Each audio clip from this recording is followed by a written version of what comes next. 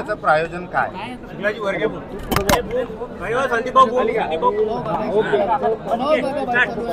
Sir, आजच्या बुलढाणा दौऱ्याचं प्रायोजन काय?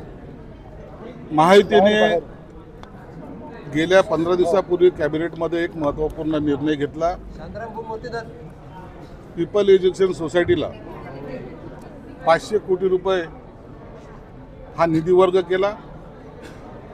त्यामुळं समाजामध्ये एक वेगळं आनंदाचं वातावरण आहे आणि प्रत्येकाला वाटतं की या सरकारने आमच्यासाठी भरीव मदत केली आणि त्या खात्याचा मंत्री म्हणून मला या ठिकाणी ते निमंत्रण त्यांनी केलं होतं.